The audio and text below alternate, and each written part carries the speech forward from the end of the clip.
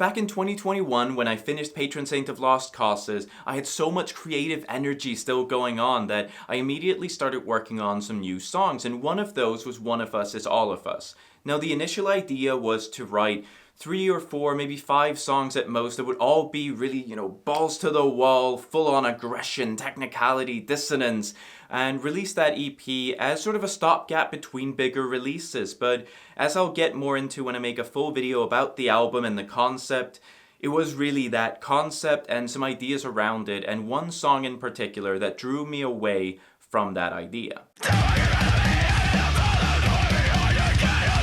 People often want to know about influences, and I don't know what it's like for you musicians out there in the world because, well, the only musician I've ever been is me. So I can only speak from my experience, but I don't really go out thinking, man, I'm gonna write a super Between the Buried and Me riff right now. And it's similar to, music theory. I don't go, man, this is gonna be a great Dorian riff. But somewhere in the back of my head, this happens. So when I then listen back to it, I can sort of analyze what may or may not have been subconsciously going on.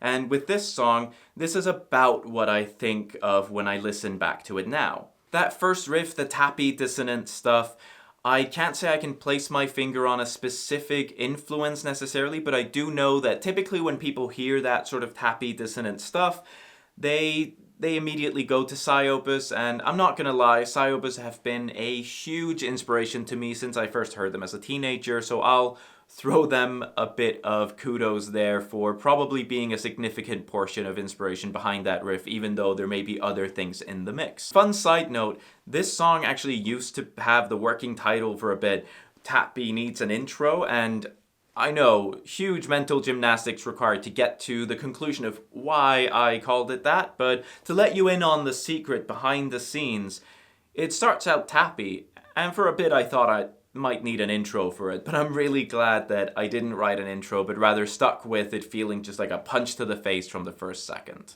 Over to the groovy riff, or the distorted desires part, that I always get a little bit of like a Every Time I Die or Greyhaven type groove from it, which makes a lot of sense because I absolutely love both of those bands and listen to them all the time.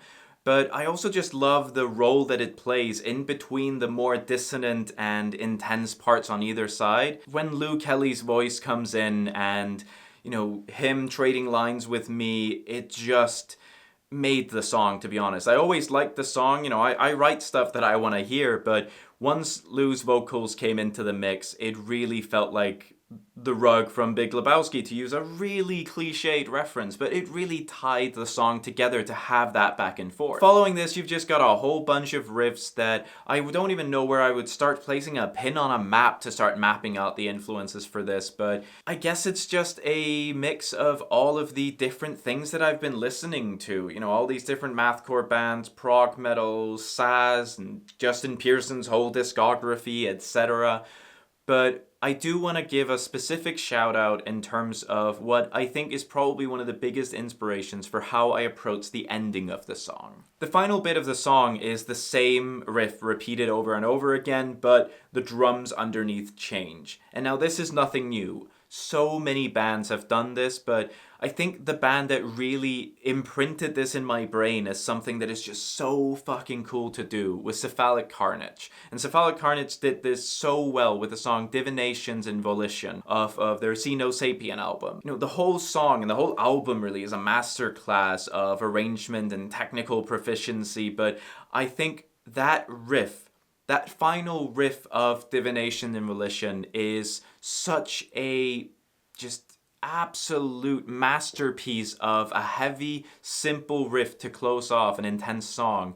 And if you listen to it, that riff on its own would be fine, but it's just elevated to the fucking high heavens by all of the different drum patterns and how they accentuate different parts of the riff as you go. It is so tasty. So I have to give that shout out to them.